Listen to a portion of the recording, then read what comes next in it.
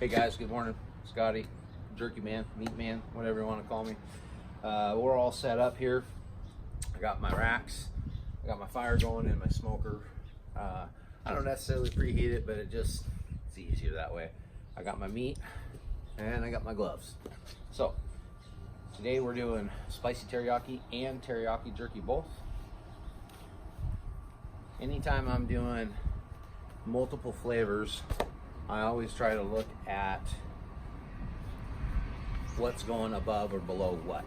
So if I'm doing a liquid brine, like the teriyaki is a liquid brine, I don't want that dripping down on top of my non-liquid brine, my dry rubs. So I always do that first. And so my teriyaki and my spicy teriyaki are liquid brines. So then what I want to do is I always want to do my spicy teriyaki first. Then that way there's no nothing drips down onto the trays below it. I've got some custom built trays for my custom built smoker here, and as you can see, it's a fairly small mesh, but stuff can drip through there. So cook and spray on these racks first, since these are brand new, first time I've ever used them, and I don't want the meat to stick to them really bad. So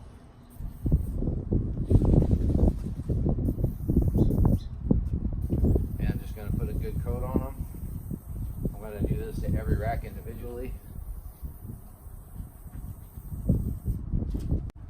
Alright, before I start, I'm going to give this a good stir.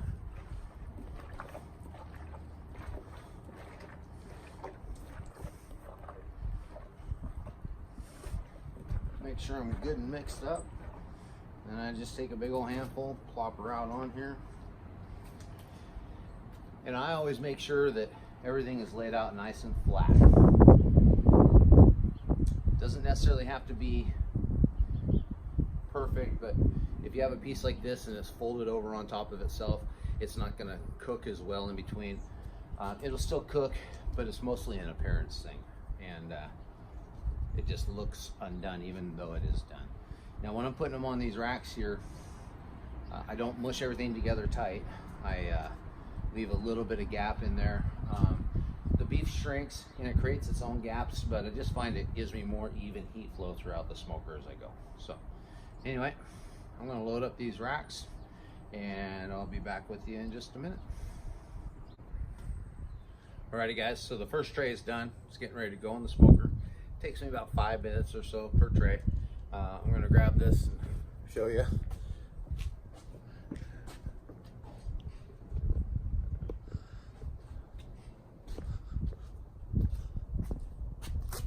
So this is what the tray ends up looking like.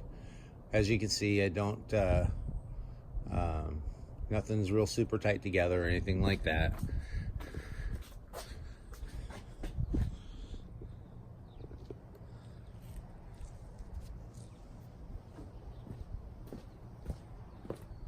I used to get super anal about making sure everything was all nice and perfect and get as much on there as I could, and I just realized I was once again, going back to my bottom line, I was spending more money on my time than I was actually getting out of the end result, instead of just doing it like I'm doing now. So I don't put quite as much stuff on there, but I go a little bit quicker. So anyway, this tray is ready to go in. So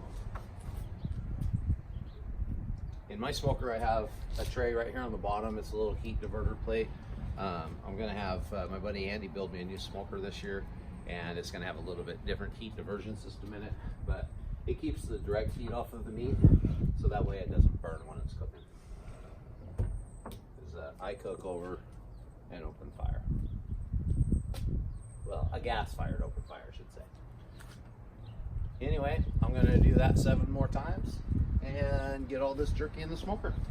When it's time for a tray to come out, I'll come and hit you guys up and show you what it looks like.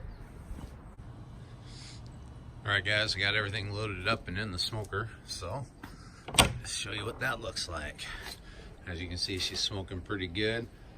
I've got a total of 8 racks, and I've got spicy teriyaki and regular teriyaki in there.